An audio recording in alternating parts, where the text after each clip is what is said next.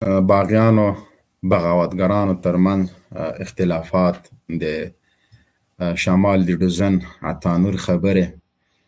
د محب له شمشاد تلویزیون سره مرکه د تیرو انلاین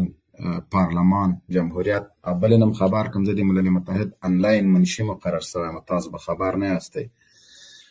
نو دغه انلاین غونډې او د عطانور مایوسي چې په بله ورځ شیطان انټرنیشنال سره خبرې کړي دي نو هغه د ورایه د هغه په څېره کې مایوسي ښکارېده داخلي اختلافات یې ښکارېده او د امریکایانو په غلامۍ او مزدورۍ باندې اعتراف یې ښکارېده چې هغه ویل چې امریکایان راغلل دومره نفر دوستم سره او دومره امریکایي پلانی کمانډر راغی له پلاني سره یې وکته ویستانی کمانډر راغی له هغه سره یې وکته نو د دوی د غلامۍ هر څه ثبوت به تاسو په خپله کتلی وي اعترافات به یې کتلي وي دوی بیا غواړي چې یو ځل امریکایان راشي او دوی سره مرسته وکړي بیا یې د دیموکراسۍ نارې وهلې چې که امریکایان دیموکراسۍ ته ژمني نو دا خو بیا موږ خپله لاره وکړو معلومه کړو نو امریکایان خو دیموکراسۍ ته یقیني ژمنو ځکه دیموکراسي خو هدف همدا ده چې خوندخواره غله کوته او طریق جاسوسان مزدوران دوی قدرت ته راولي او تاسو هم قدرت ته راوستلی 20 کاله امریکایان دلته وو تاسو د ملت وینې وزبېښلې ملت مو د غم په ټغر کېنوه او تاسو بېغمه خپلې مزې کولې خپلې چڼچې مو کولې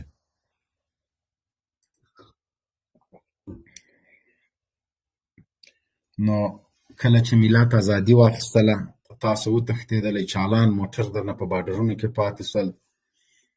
د افغانستان چورله کې مې ویوړلې شتمني مو ویوړله شاهین صاحب محترم د تا دغه هغه کې چې دا سټوډیو ته راغلی دلته سیګنل مسله ده دا یا ورته که هغه نه ووځې بېرته بیا راشې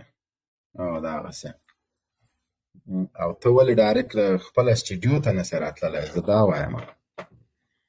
زه تا ته د سټوډیو لینک درکړم چې ته باید خلک کته او پورته کړې نو شاهین صاحب هم راسره ده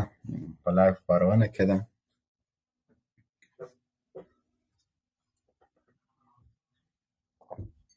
نو دغه خلک چې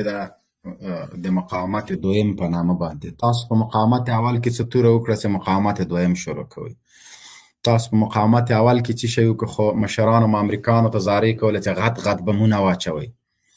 راغللی د طالب په نامه باندې مو د افغانستان د ځوانانو د سپین ږیرو د ماشومانو جزر وویسته 20 کاله مو دلته د امریکا غلامي وکړه جاسوسي مو ورته وکړله بې غیرته خلکو امریکایانو دلته خلک وژل تاسو کوردینات ورکول تاسو یې پیاده عسکر وئ تاسو په خپله خوله اعتراف وکړه چې موږ د امریکایانو پیاده عسکر وو هغوی ته مو ویلې چې تاسو هوایي بریدونه کوئ د موږ اکمال کوئ جګړه موږ درته کوو نو دومره بې شرمه خلک دومره